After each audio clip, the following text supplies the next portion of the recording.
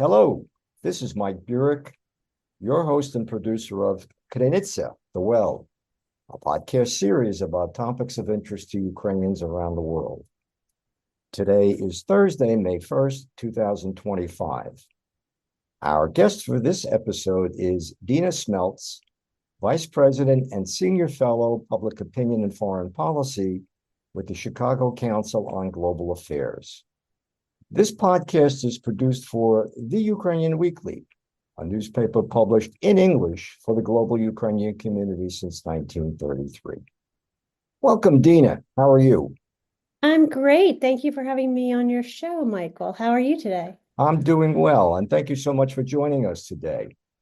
To Sure. start off with, can you give us a little bit of information about your educational and professional background?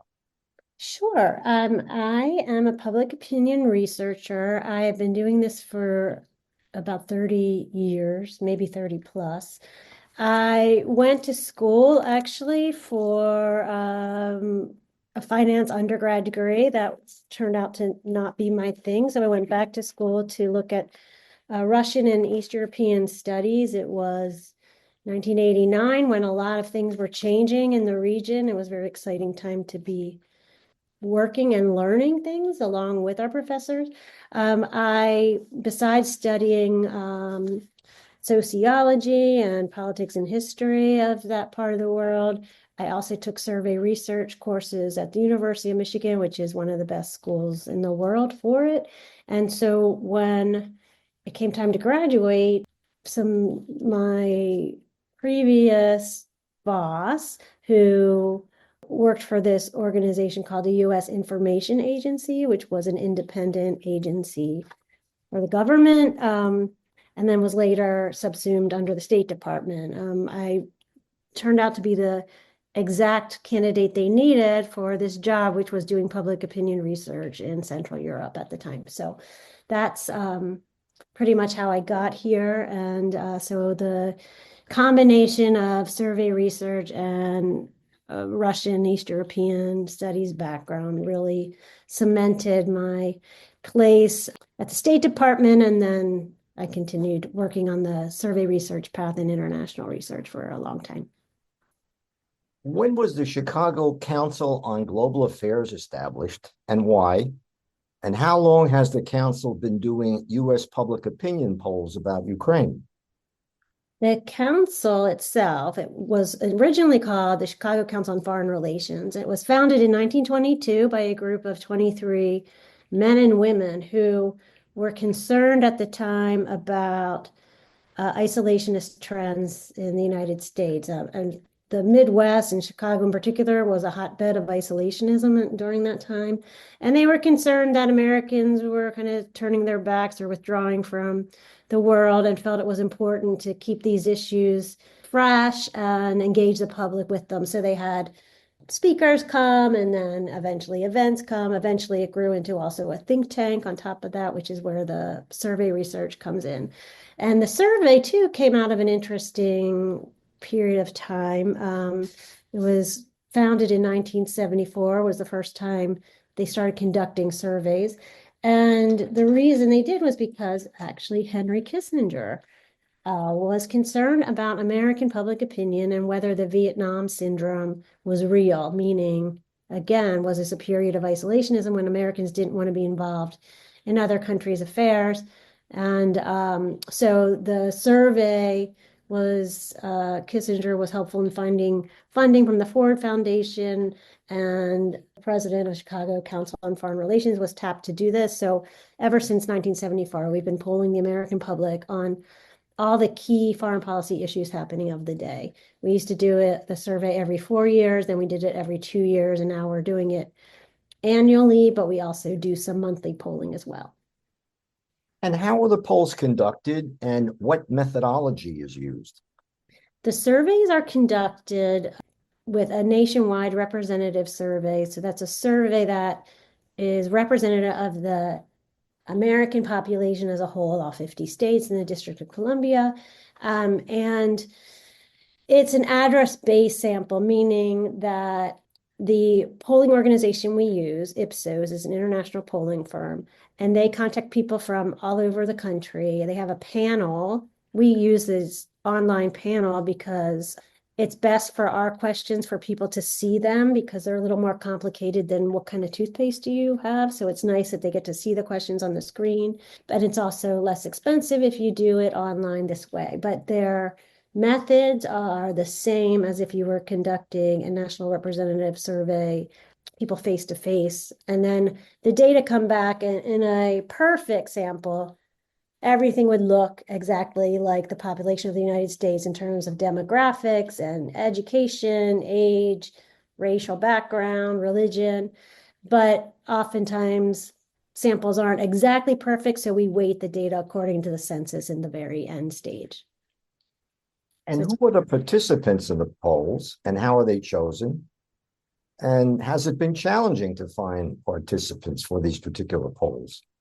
So the participants in the polls are just everyday Americans from every walk of life. We don't pick them. They're randomly chosen by this polling organization, Ipsos, and it's done in a random statistical program to make sure, again, that it's random and representative and proportional to the way the population falls out across the country. We have not had that much of a problem with response rates because we've been using this panel methodology, but a lot of American polling firms do have a really hard time getting people to participate, which means you just have to start with a bigger and bigger sample. So you might need 10 times the numbers of people to contact just to get 1,000 people, which is the standard sample size you need to have statistical methods that are accurate to the population at large. And when was your most recent US public opinion poll on Ukraine? And specifically, what was the topic? The most recent survey that we conducted on the topic of Ukraine was March 14th through 16th, 2025. So just a couple weeks ago, really. And what we found is the questions were all about Ukraine. It was right after the meeting with President Zelensky at the Oval Office. And so we wanted to get a read on whether publics agreed with some of President Trump's characterizations of the war and who was to blame for the war, and also just to see where Americans were in terms of continuing to support Ukraine, how willing they are to support military assistance and economic assistance to Ukraine. So what we found is that Americans place most of the blame for the Russia-Ukraine conflict on Putin rather than Zelensky. That is across party lines. About 9 in 10 of Republicans, Democrats, and independents all say that Putin is to blame. 50, so that's 9 in 10. About 33% of Americans also blame President Zelensky. But that rises. The reason it's a third is because 53% of Republicans also say that Zelensky is to blame. So the Republicans say 53% say Zelensky's to blame, but 89% of Republicans say Putin is to blame. So no matter what partisan affiliation you have, they tend to think that Russia is more to blame. So we wanted to test that. And then in terms of continuing to give support to Ukraine, 55% of Americans overall want to continue economic assistance. And it's a little more narrow majority, 52% want to send arms and military supplies to Kyiv. But there are big differences in partisan affiliation on that one. A majority of Democrats, 77%, still support giving additional arms and military supplies to Ukraine, and that number is down to like 4 in 10 of Republicans now.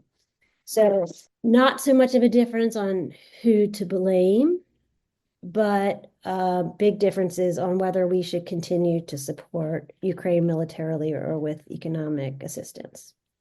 So those were the big findings. We also found that most Americans, a majority, again, across the board, think that peace negotiations should include the United States, Russia, Ukraine, and the EU. And Americans oppose the prospect of Russia keeping all Ukrainian territory it currently occupies. 58% say that's unacceptable. So we kind of wanted to test. This was a couple weeks ago. Things have been changing back and forth. We haven't yet asked about the critical minerals agreement with the United States and how that might play into Americans' views of supporting Ukraine, but we will be doing that when we do our next survey. Well, that's my next question. So when will you be conducting your next Ukraine poll?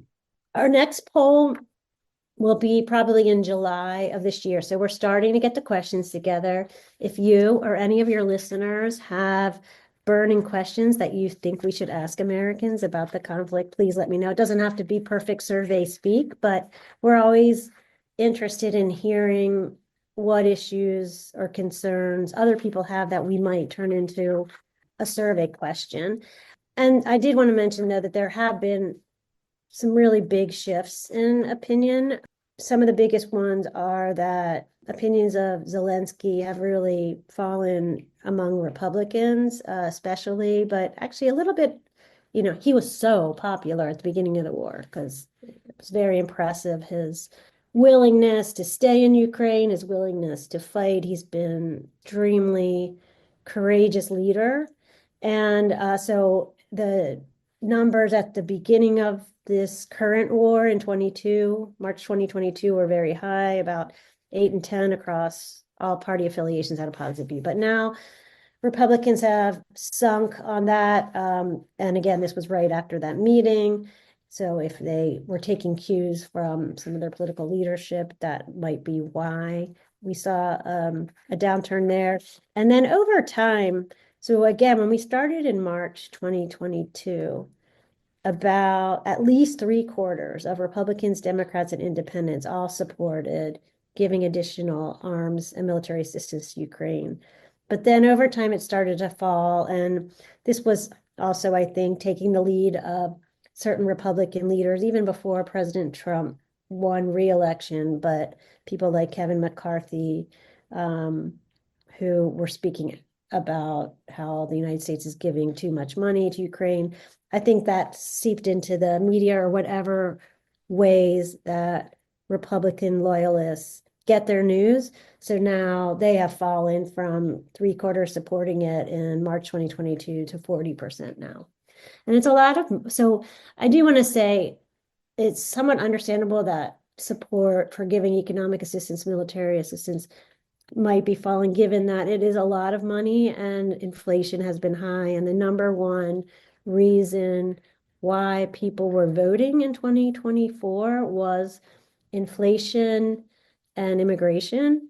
So, and the economy in general. So even though Americans are unaware of exactly what percentage of foreign assistance makes up the federal budget, which is not very high, when they hear people they respect or from whom they trust to get news from talking a lot about how much money we're giving to other countries rather than spending it at home, it really affected, I think, their views on the situation. Dina, just to clarify then, you've been taking these polls about Ukraine since the war began in February of 2022, correct? Correct. Yeah, we started in March 2022. And how often have you conducted the polls? What frequency? It's not any particular interval. We do an annual poll every summer, and then depending on what news is happening, every few months we'll do an update on some of those questions. So I think we've asked since 22, 1, 2, 3, 4, 5, 6, 7 polls on this.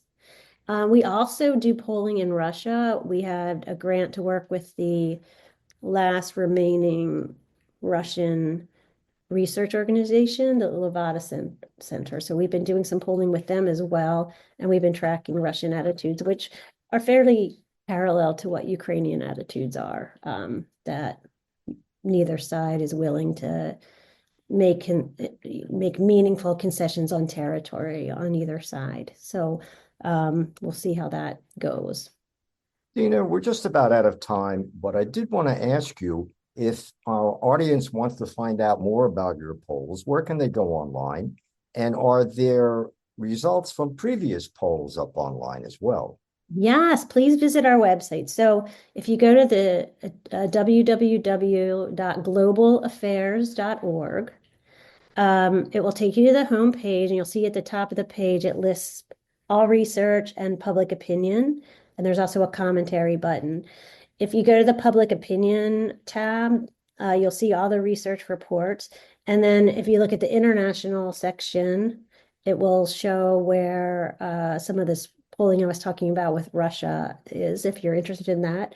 And yeah, and if you just click on all research, you can see all the things we do. And there's a search mechanism that you can just stick in public opinion Ukraine, and it'll bring up all of our reports.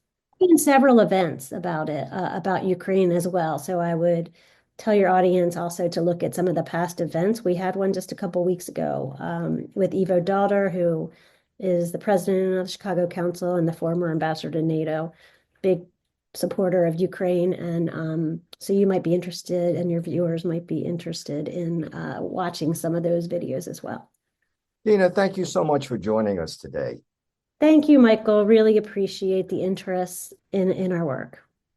I've been speaking with Dina Smeltz, who is Vice President and Senior Fellow Public Opinion and Foreign Policy with the Chicago Council on Global Affairs. This episode of Krynytsia has been produced for The Ukrainian Weekly, a newspaper published in English for the global Ukrainian community since 1933. I'm Mike Burek, your host and producer of Krynytsia. Until next time, that's all for now.